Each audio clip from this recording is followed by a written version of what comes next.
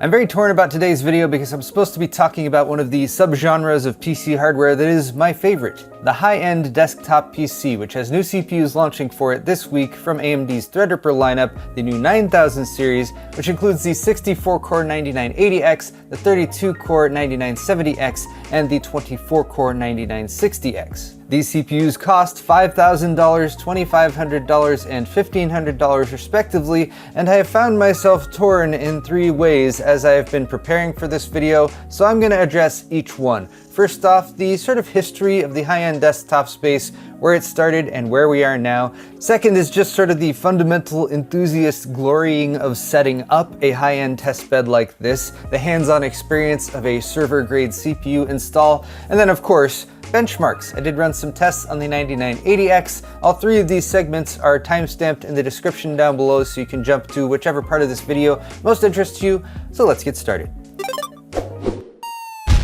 Excellent!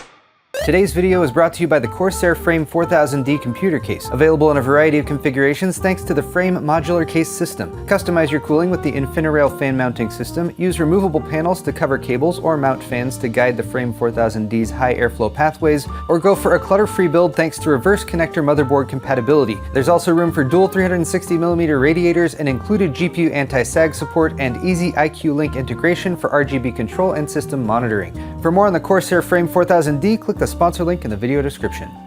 So high-end desktop PCs, conceptually speaking, sit in a middle tier between consumer-grade hardware and enterprise-grade hardware, which is often extremely expensive. High-end desktop PCs did not exist until Intel invented them in 2008 with the introduction of the LGA 1366 platform. And by the way, I'm referencing a couple articles by the CPU Shack Museum, which are linked in the video's description down below if you want a little bit more details on this quick history lesson we're going through.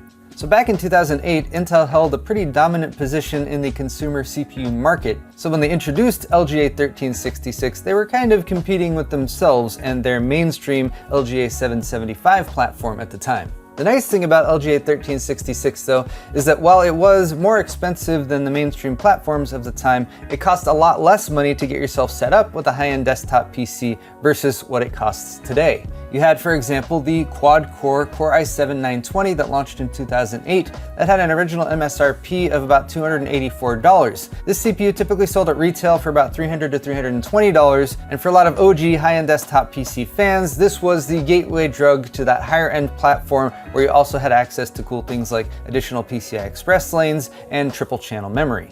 Intel had a few different waves of CPU launches on this platform, but the pinnacle was the 6 cores, and this was actually the first introduction of something beyond a quad core that Intel did all the way back in 2010. Yes, Intel did a 6 core in 2010, and then they spent like 8 years after that only providing quad cores for their mainstream market. But perhaps that was part of the idea. Again, with Intel being in a dominant market position, that 6 core was the Core i7-980X, which launched for $1,000 in 2010. So while picking up a 6 core in 2010 did cost a cool grand, Intel, with their dominant market position, was able to segment these two platforms to provide the enthusiast segment of the market with access to additional features that weren't available on the mainstream, like 2-way, 3-way, and 4-way SLI setups, which were a thing at the time, as well as just a lot more I/O. Moving ahead to 2011, Intel launched their next generation high-end desktop platform, which was LGA 2011. That synced up quite nicely. This was also in the early days of my YouTube channel, so some of my earliest videos was actually me just going gaga over these high-end desktop PCs that were launching. In 2013, I did a build back in my old apartment with an X79 motherboard and a 3960X CPU. I even had an all-in-one liquid cooler on it. This was a pretty nice build, and I actually used it for quite a few years after assembling the whole thing. With this platform, Intel also increased the memory from triple channel to quad channel. In 2014, Intel launched another new high-end desktop platform. It was still LGA 2011, but it was not backwards compatible, LG 2011-V3. This is also when I was starting to branch out on my own for my YouTube channel and started to part ways with Newegg, but I was really excited at the time that Intel directly sampled me the 5960X, 5930K, and 5820K. By this time I had moved, and this was also one of the earlier videos that I shot out here in my garage set. This is even before I had these desks going and all the RGB lighting in the background. The flagship 5960X still had an MSRP of $1,000, so still quite expensive, but not too much increased from the previous days of LGA 1366. Intel actually had a couple generations of CPU that launched on this platform as well, and I was also able to take a look at the Core i7-6950X that launched in May 2016, and this bumped the core count up to 10 cores. The successor to LGA 2011-V3 was LGA 2066. And this is where Intel was sort of starting to drop off, I think, in terms of the momentum they had as a company, the decision making they were doing with what CPUs they were actually launching for this platform, and the somewhat odd decision to do even lower core count CPUs, going down to even just a quad core on this high-end desktop platform. While I appreciate lower price entry-level options for high-end desktop, and I've done videos in the past saying here's the cheapest possible high-end desktop PC you can build for whatever was popular at the time, these lower-end CPUs on the LGA 2066 platform seriously cut back on the platform's overall performance, the amount of connectivity you got. And this was also when Threadripper was starting to become a thing, because Threadripper first launched in 2017. So this is where we transition over from sort of the Intel high-end desktop dominance era to the AMD high-end desktop dominance era. And the story of Threadripper, especially the 1000 series Threadripper CPUs, is pretty interesting. It was basically developed by AMD engineers as sort of a side project. They were very passionate about creating a high-end desktop alternative to Intel's offering at the time. So according to reports, they were working on this project in their spare time and on weekends. After developing it sort of on the down low for about a year, they presented it to AMD executives, and AMD executives were like, that sounds great.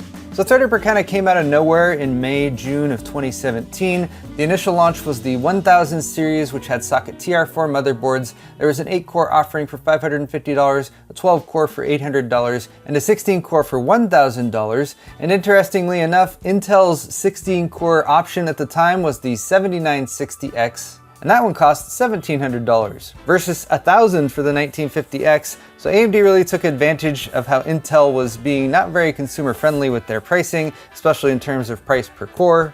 Also back at the time, they were kind of promoting them with this sort of over-the-top packaging that they made for these. And actually held on to some of these because they are, a little bit more impressive than the 9000 series boxes. But after these CPUs became widely available in fall of 2017, AMD aggressively followed them up with additional generations of CPUs. In August 2018, they launched the second generation of Threadripper. That introduced even higher core count options with a 24-core variant for $1,300 and a 32-core variant for $1,800. At this time, both on the high-end desktop space as well as in the enterprise space, there was a big shakeup going on because all of these products AMD was releasing were actually competitively priced, and Intel was starting to lose market share.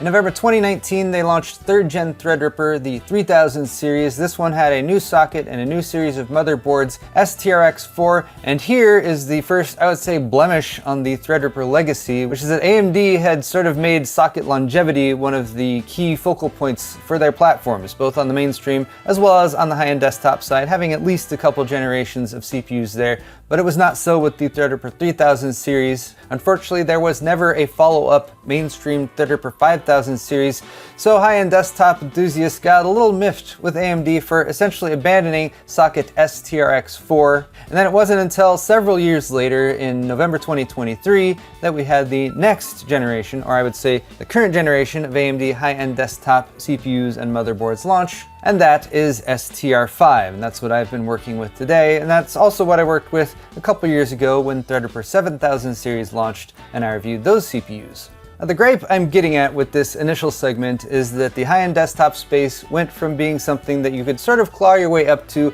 without going too egregiously over budget in terms of how much money you were spending, whereas now it's gotten a lot pricier. It's prohibitively expensive for people to build on this platform, and even the cheapest options available are going to run you at least $3,000, $4,000, $5,000 plus to get a system up and running, and that's probably not even including if you're adding in a high-performance GPU, especially an RTX 5090, or, since these are workstation platforms, multiple GPUs if you're doing something heavy GPU compute or AI-based. If we want to give AMD credit, if you look at the price per core, they have remained somewhat consistent over the period of Threadripper's launching, but since core counts have gone from 16 to 32 to 64 now, We have the flagship 64-core 9980X costing $5,000.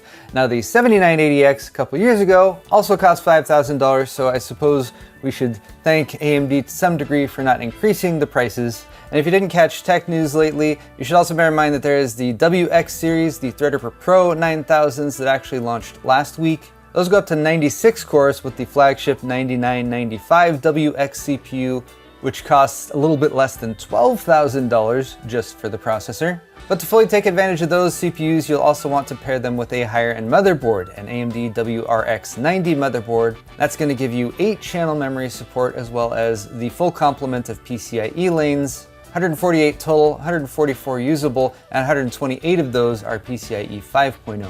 If you're going for one of these Threadripper 9000 non-pro CPUs, you will need an AMD TRX 50 motherboard. Though they use the same socket, these CPUs will not be recognized or function with a WRX 90 board. And that does dial back on some of the functionality. You only get quad channel memory instead of 8-channel. And you get 92 PCIe lanes, 88 of them are usable, and 80 of them are PCIe Gen 5. And that is a nice increase over the previous generation where PCIe 5.0 lanes were limited to 48. However, if you are considering investing in this platform, you should not just be thinking about the prices of the CPUs, even if you're looking at the entry-level 24-core that costs $1,500. Everything else related to this platform is really, really expensive, and you're somewhat limited on options too. If you're looking at motherboards, there are basically 4 or so models to choose from, with the least expensive being ASRock's TRX 50WS, which sells for $700. The board I'm working with today, the Asus Pro WS TRX 50-Sage Wi-Fi, is about $900 to $950. Apparently they do have a Pro WS TRX 50-Sage Wi-Fi A that's coming out. I'm not sure how far cut down that one will be. And then Gigabyte has a couple options in the TRX 50 Aero D, which has a few revisions. We dealt with that with Joe's build that we did back when the 7000 series launched.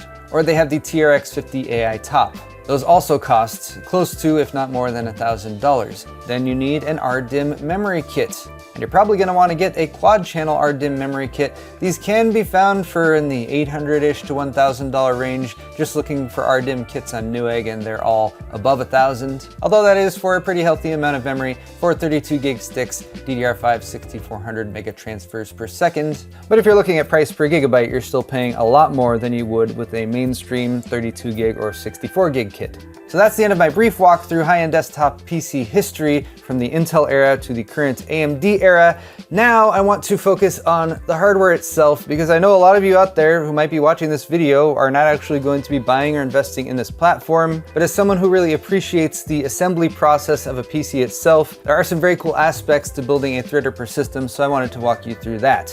AMD sent a pretty nice kit of stuff over to make sure the test bed could be set up properly. The motherboard, of course, the Asus Pro Workstation TRX 50-Sage Wi-Fi. It's got like 3 full-size PCIe 5.0 by 16 slots. It's got dual NICs with a 10 gigabit and a 2.5 gigabit. And overall, it's just an extremely heavy and overbuilt board, especially with the cooling assembly up at the top and the quad channel memory support. Speaking of quad channel memory, the memory kit that was sent over is from G.Skill. This is their T5 series of RDIMMs. These are not intercompatible with DDR5 standard DIMMs because they do have ECC or error correcting built in, which is again one of the enterprise or server grade features you get with this high-end desktop platform. While these didn't have heat sinks, I thought they still looked pretty nice with their all black finish. And they even pointed the labels the correct way, so upon installation, you couldn't see the labels. I always appreciate how G.Skill does that. For storage, since we have lots of PCIe Gen 5 lanes, we have a PCIe Gen 5 drive, the crucial T705, which also has a nice all-black finish. This is just a 1 terabyte drive, but it's got plenty of room for my Windows installation and apps. And then for cooling, we have a 360mm all-in-one, actually a white box 360 AIO. This is from Silverstone though, it's the XE360-TR5. The -TR5 means it's specifically equipped with a socket TR5 block, and having that all pre-configured made the installation process a lot easier. Oh, and I can't forget to mention the star of the show, which is the CPU, actually CPUs. They sent over the 64-core 9980X as well as the 32-core 9970X. And if you watch my Threadripper 7000 series video, these still come outfitted with the same helpful extras in the box, which is a standard Asetek CPU cooler mount, So this will make it so a fair amount of existing 360mm all-in-one liquid coolers can be mounted for CPU cooling, although, especially if you're getting one of the higher core count CPUs, I'd recommend getting a block that's specifically made for socket TR5. And that's simply because these CPUs themselves are so large, they actually have multiple chiplets underneath the heat spreader, as well as the I/O die, so you want to make sure that all of those keep cool. So if you're going to be investing as much money as this platform costs, I would highly recommend investing in a CPU cooler that's custom made for it as well. Now, I really enjoy installing the recent versions of Threadripper CPUs because they have this server grade socket that's just a noticeable step up from the installation of a mainstream processor. First of all, of course, the socket is absolutely huge, and it is labeled since there's 3 screws that you need to secure the CPU or to remove it. There is a screwing in or unscrewing order, 1, 2, 3, or 3, 2, 1, depending on whether you're installing or removing the processor. So you begin by simply unscrewing these screws to open up the socket. And they do also include this Ryzen small driver in the box. This is actually a torque sensitive driver. Up on the top it lists the pressure that it will snap at and let you know that you've secured the screw to that pressure. But after unscrewing all 3 of those screws, you'll probably notice that the lid is spring loaded. It's going to pop up by itself, so keep an eye on that. And then there's a secondary frame underneath that has 2 blue tabs. So you want to grab both of those tabs and pop it up. This is the frame that actually holds the CPU, and it has a dummy carrier frame that's sort of semi-transparent that comes pre-installed. With this popped up, you'll see a protective cover over the socket itself. You might be tempted to remove that cover immediately, but I would say don't do that quite yet. It's best to keep that socket safe and protected until you've handled the CPU installation. The CPUs come pre-mounted to an orange carrier frame that has sort of a handle tab on one side. So you want to grab the dummy carrier frame by that little tab and slide it out, and then simply replace that with the CPU that you're installing. Please remember there's a couple of rails on the side of that carrier frame bracket. You'll want to make sure that the carrier frame of your CPU is going underneath those.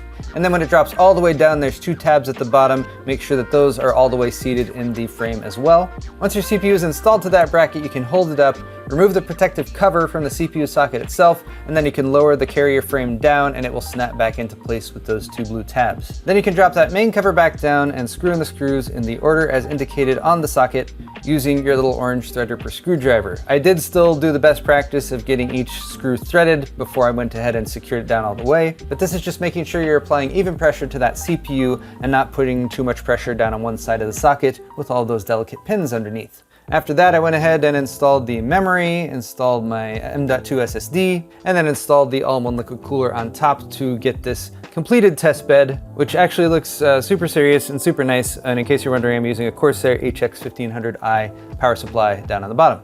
Okay, at this point I have a few benchmarks to share with you guys, and I want to point out that this is a lighter suite of benchmarks than I usually do. I was a bit limited on time over the past week, but wherever possible I have included my legacy benchmarks for comparison so you can get an idea of how these very expensive high-end desktop CPUs compare to more mainstream parts where applicable. Here's a quick look at the overall specs for the test bed that I'm running, and here's a quick look at the specs for the CPUs themselves for your reference, and I'll also post some links in the video description to the full product pages from AMD.